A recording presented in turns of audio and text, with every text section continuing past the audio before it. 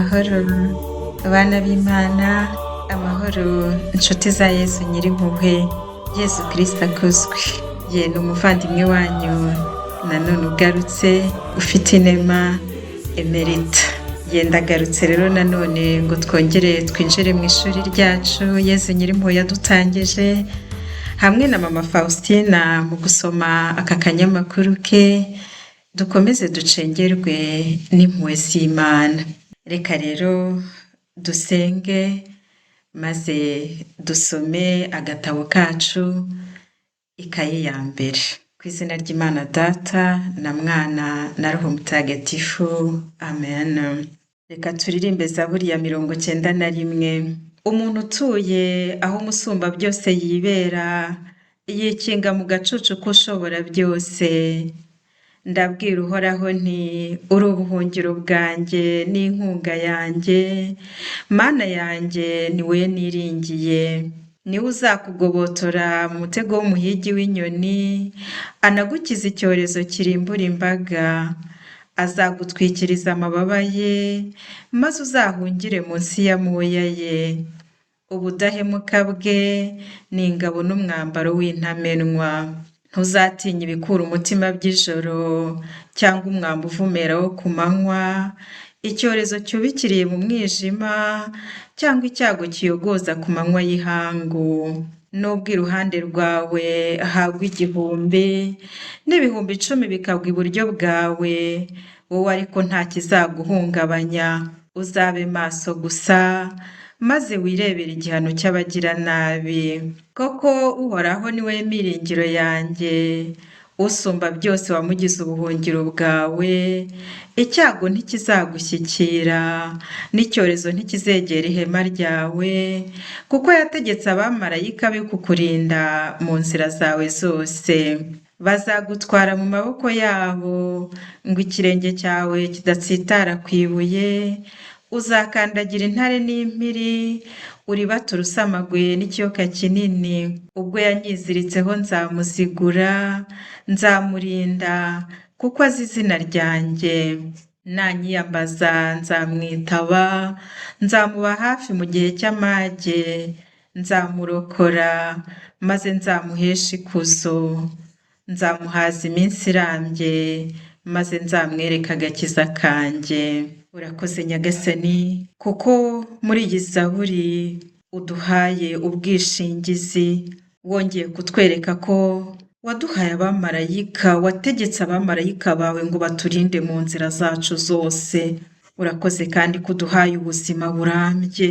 Urakoze Nyagasani ko ugufiteho amiringiro, ntacyo azabura, ntacyo azakena, azahorana ibyishimo n'umunezero isi idashobora kumwambura.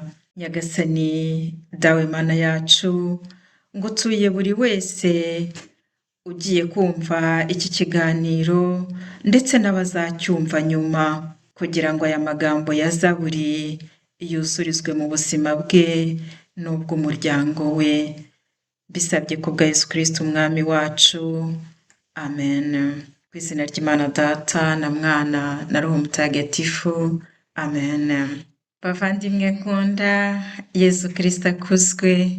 Ye ndanezerewe nanone kugaruka imbere yanyu ngo twongere tuganire. Ndabashimira cyane rwose, nzahora mbashimira kubwo gukurikira ibiganiro tubaha, ku makomanteri mumpa, umugisha munsabira. Ni ukuri nanjye ndabasabira kandi ndabashimira. Hanyuma kandi ndashimira abantu bifuje ko iki kiganiro cyajya kiba nabura 2 mu cyumweru niba bishoboka. Twarebye rero muri gahunda tugira mu mirimo dukora, Nyirimpuhwe atwemerera undi munsi iki kiganiro kizajya gihita ku wa 2 no ku wa 5. Rwose ni umunezero. Nyagasani akomeze atwinjize mu ishuri rye, kandi aduha imbaraga zikomeza zamamaza impuhwe ze, ariko igikuru kuruta ibindi zibaho ubuzima bw'impuhwe ze. Reka rero dutangire ikayi ya mbere ya mama Faustina. Rukundo ruhoraho, utegetse ko ishusho yawe ntagatifu ikorwa, kandi urimo uraduhishurira isoko ihebuje y'impuhwe zawe. Uha umugisha umuntu wese wegereye imirasire yawe, kandi n'imitima yijimye izahinduka urwererane nk'urubura. Yezu, wowe utuje kandi woroshya, ni ahangaha wahisemo ngo habe icyicaro cy'impuhwe zawe, kugira ngo ushimishe kandi ufashe umunyabyaha mu mutima wawe ukinguye nk'isoko izira inenge, havubuka ihumure ku mutima wicuza. Kubw'iri shusho, icyubahiro n'ikuzo ntibizigera bihwema kuvubuka mu mutima wa muntu, kandi buri muntu ahe icyubahiro impuhwe z'Imana abikuye ku mutima, ubu n'iteka ryose na buri saha.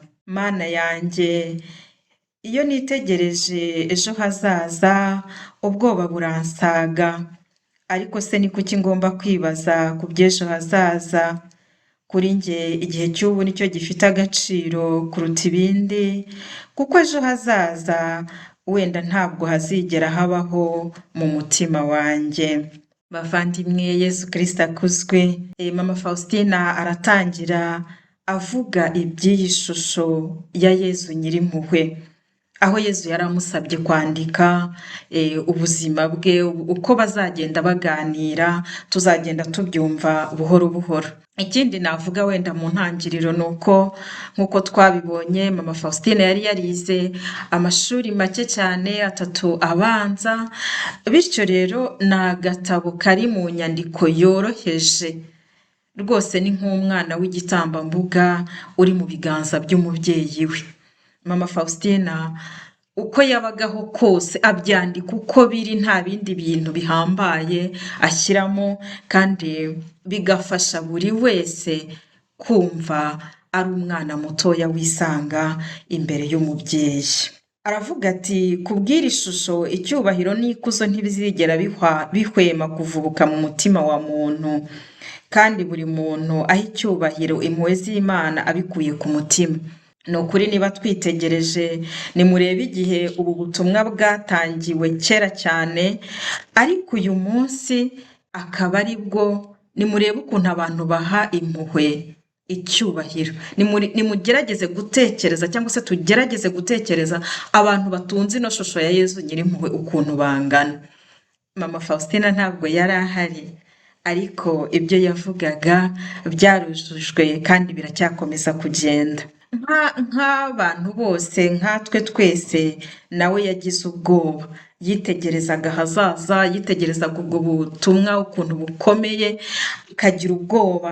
Aravuga ati, ariko se ni kuki ngomba kwibaza ku by'ejo hazaza? Aha hantu Nyagasani adufashe, kuko natwe abantu benshi b'uyu munsi tubayeho mu guhangayika twibaza ejo hazaza.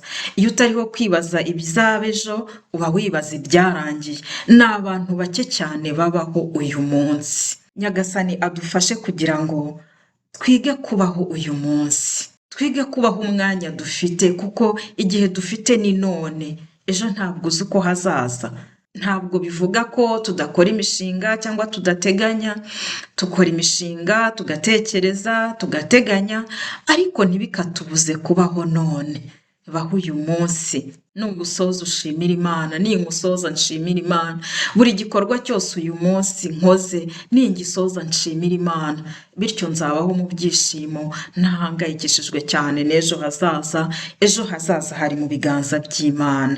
Igihe cyahise ntabwo kiri mu bushobozi bwanjye, uwo ni Mama Faustina, kugira ngo nshobore kugira icyo mpindura, nkosora cyangwa se nongeraho, kuko baba abahanga cyangwa se abahanuzi batashoboye kubikora.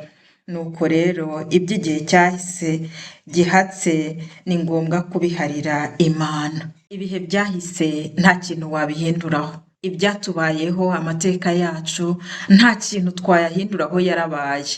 Icyo dukora ni iki? Ni ukwiga kubana nayo. kandi tukabana nayo atubereye icyigisho, atadukomerekeje ngo duhore tubaho nyine ahahise. Hari umuntu muhura rwose mwaganira ugasanga yiberaho mu myaka 10-20 yarangiye, maze imyaka igera kuri 15 mba mu gutega abantu amatwi, ekute, mu kubaho mu buzima bw'isanamitima, hamwe muri groupe de prière nabayemo igihe ndimo. Iyo myaka 15 irenga numvishe ukuntu imitima abantu benshi babaho ahahise. Mama Faustina aratugira inama yuko ahahise ntacyo twahakoraho, reka tubeho none, ahubwo ahahise hacu uko hasa kose tuhabyaza umusaruro wo kubaho none. Mu gihe cy'ubu uri uwanjye wese uko wakabaye, ndifuza kugukuramo inyungu zose uko mbishoboye kose, niyo naba umunyantege nke cyangwa se umwana muto, umpa ingabire zituruka ku bubasha bwawe butagereranywa. Nuko rero kwiringira impuhwe zawe ndataguza njya imbere mu buzima nk'akana gato, kandi buri munsi nkwegurira umutima wanjye ugurumana urukundo kubera ikuzo ryawe ritabarika. Buri munsi nkwegurira umutima wanjye, buri munsi, buri saha uko mbyibutse negurira umutima wanjye. Yesu Nyirimpuhwe, gumana nanjye Nyagasani. Mwami Nyirimpuhwe, yobora umutima wanjye. Uwo ni Mama Faustina wabivugaga. Yesu wanjye, ibyiringiro byanjye biri muri wowe. Ntunganyije indabyo ibihumbi n'ibihumbi, kandi nzi ko zose zizaraba. Nzi neza ko zizaraba zose igihe izuba ry'Imana rizazimurikira. Sakaramento ritagatifu, wowe uhisha Imana yanjye, Yesu bana nanjye buri gihe, bityo umutima wanjye ntuzagira ubwoba na rimwe. Turagaruka kuri twa dusengesho turaswa hano natugarukaho, tujye duhora twibutsa cyangwa tubwira Nyagasani, bana nanjye Nyagasani, gumana nanjye Nyagasani, ndakwihaye Nyagasani. Ni ngombwa kandi kubaho koko wumva ufite uko kwiringira, nk'uko babitubwiye muri Zaburi, uwiringiye Imana yibera mu bushobora byose bwayo. Himbazwa butatu butagatifu ubu n'iteka ryose, himbarizwa mu byo waremye no mu byo wakoze byose. Mana, impuhwe zawe zihebuje nizishimagizwe kandi zisingizwe. Mana, ngomba kwandika uko ngenda mpura nawe mu bihe byihariye ungenderera. Ngomba kwandika ibikwerekeyeho, wowe utagereranywa mu mpuhwe ugirira umutima wanjye. Ugushaka kwawe gutagatifu nibwo buzima bw'umutima wanjye. Mana, nahawe aya mabwiriza n'umushumba wawe kuri njye hano ku isi, akaba ari nawe unsobanurira ibyo gushaka kwawe gutagatifu. Yesu, uribonera ubwawe ukuntu binkomereye kwandika, ukuntu ntashobora kwandika ku buryo bwumvikana ibyo niyumvamo. Mana, ese ikaramu ishobora kwandika ibyo rimwe na rimwe ibyo umuntu aburira amagambo? Ibyo ari byo byose Mana, uransaba kwandika, ibyo birampagije. Mama Faustina yiringiraga Nyagasani, kandi akemera rwose ko Nyagasani ari mu basaseredoti bamuyobora. Natwe uyu munsi twongere tugire umuco mwiza wo gushaka abayobozi ba roho. Umuyobozi wa roho ashobora kuba umusaseredoti, ashobora kuba umubikira, ashobora kuba uwihaye Imana, ashobora kuba umurayiki. Umuyobozi wa roho umusaba Imana, hanyuma wamara kumusaba Imana ugatera intambwe yo kubaza uwo wiyumvishijemo Nyagasani yaguhaye, ukajya umusangiza uko ubayeho mu buzima bwawe bwa roho, mugafatanya. Mama Faustina aratwereka ukuntu yizeraga neza uko Yesu ari we umusaba kwandika, kandi abitegetswe n'uwamuyoboraga kuri roho akamwumvira. Ikindi Mama Faustina aranyuzwe. Ni ukuri kwandika, ntekereza ko bitari bumworoheye kwandika koko Imana, kuvuga Imana mu buhangange bwayo, mu bukuru bwayo, ibyo abona ntabwo byari byoroshye. ariko yijugunye mu maboko yayo nk'umwana mutoya, aravuga ati ibyo ari byo byose Nyagasani uransaba kwandika. Natwe tugire uko kwijugunya mu mpuhwe z'Imana, uko kwijugunya mu buhangange bw'Imana, twumve tuyiringiye kandi twumve tunyuzwe. Ikindi natwe tujye tugira umuco wo kwandika. Ubu aka gakayi Mama Faustina yakanditse icyo gihe, hari abantu bagira ama inspiration cyangwa se bagira ibitekerezo biva mu mutima wabo, akumva ni ibitekerezo bitaturuka kuri we gusa, ariko ntagire umwanya wo gufata aka kayi n'agakaramu ngo abyandike, kandi Nyagasani yaramuhaye kumenya kwandika. Tugire uwo muco wo kwandika ibyiza Nyagasani abaduha mu mutima, kuko niyo utavuga ngo uzabisangiza abandi bantu, wowe ntabwo uzi aho bizagera, nawe ubwawe biragufasha, kuko nka nyuma y'igihe iyo usubiyemo ukajya ureba ibyo wagiye wandika wenda mu myaka yashize, mu mezi yatambutse, se uko wabanagaho na Nyagasani muri icyo gihe, bifasha umutima wawe, bifasha ubuzima bwawe kukwereka aho ugeze no gukura mu kwemera. Dukomeze dusome. Kuva ku myaka 7 numvaga Nyagasani ampamagara bidasubirwaho, niyumvagamo ingabire y'umuhamagaro wo kwiyegurira Imana. Mu kigero cy'imyaka 7 niho numvise bwa mbere mu mutima ijwi ry'Imana, ni ukuvuga ko nahamagarirwaga kubaho mu buzima butunganye, ariko siko buri gihe numvise iryo jwi ryuje neza. Sinigeze mpura n'umuntu n'umwe washoboraga kunsobanurira iby'uwo muhamagaro. Ngeze ku myaka 18 ninyiga nkomeje ababyeyi mbasaba kujya kwiyegurira Imana, barampakanira burundu. Bamaze kumpakanira ntangira gutwarwa n'ibidafite agaciro mu buzima. Sinite na busa kuri iryo jwi ryuje neza, nubwo bwose umutima wanjye utagiraga na kimwe kiwushimisha. Kuri njye iryo jwi rihora rimpamagara ryari ububabare butavugwa, ariko nageragezaga kwica amatwi ngashaka ibyo mpugiramo. Imana narayirengagije maze nirundurira ku biremwa. Nyamara mu mutima wanjye ingabire y'Imana iratsinda. Igihe kimwe nari ngiye mu rubyiniro ndi kumwe n'abavandimwe banjye. Igihe abandi bose bari bishimye cyane, umutima wanjye washengurwaga n'ububabare. Igihe nanjye ntangiye kubyina, ako kanya mbona Yesu iruhande rwanjye. Yesu washinyaguriwe, wambitswe ubusa, ibikomere bimwuzuye umubiri wose, arambwira ati nzakwihanganira kugeza ryari? Naho se wowe uzampemukira kugeza ryari? Kuri njye ako kanya wa muziki ushimishije urekeraho, abantu twari kumwe sinongera kubabona, nsigarana na Yesu wenyine.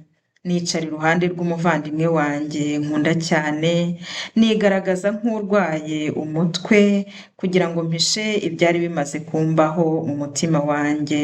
Bitinze mvaho rwihishwa, nsiga umuvandimwe wanjye na bagenzi be, mpera ko njya muri kiliziya nkuru ya Mutagatifu Stanislas Gostaka.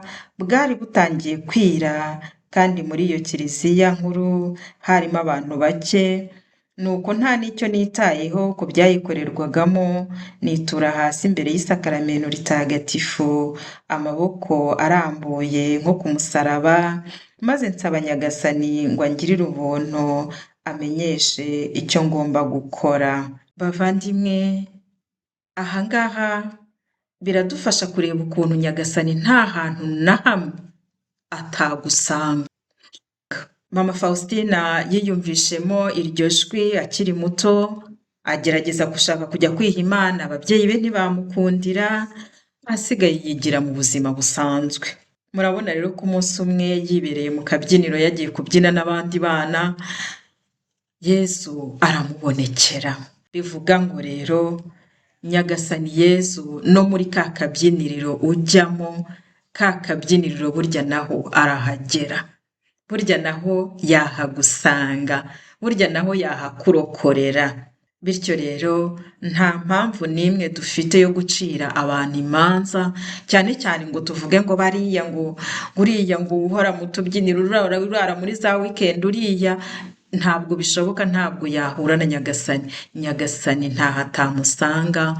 Twebwe dukora umurimo wo gukomeza gusabira buri wese, gutura buri wese impuhwe z'Imana, n'abo ngabo bo baba mu kabyiniriro, ababa mu nzoga, ababa mu buraya, ubuzima bwose utekereza ko mbega bumwe twebwe twahaye akato, tuba tuvuga tuti hariya baraciwe, Nyagasani ntiyagerayo.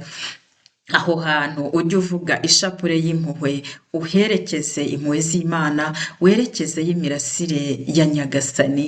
Nyagasani ubwe niwe uzi icyo azakoresha iyo shapure wavuze, iyo shapure navuze, akarokora izo roho. Ntaho Yezu atinya, no mu kabyiniriro yahagusaga. Nakagaruka rero, iminota yacu iratujyanye yihuta kubi, reka duhagarikire ahangaha, tuzakomeza ubutaha dukureba uko byagendekeye Mama Faustina amaze kuva muri ako kabyiniriro ageze mu kiliziya. Ndakuramutsa Mariya wuzuye muhorana n'Imana, wahebuje abagore bose umugisha, na Yesu umwana wabyara asingizwa. Mariya mutagatifu umubyeyi w'Imana, urajya udusabira turi abanyabyaha, kuri ubu n'igihe tuzapfira. Amina. Bikira Mariya mwamikazi w'impuhwe, udusabire. Yosefu mutagatifu, udusabire. Faustina mutagatifu, udusabire. Papa Jean Paul de mutagatifu, udusabire. Nyagasani Yezu twishyize mu biganza byawe, waturekura twagwa. Izina ry'Imana Data na Mwana na Roho Mutagatifu. Amen.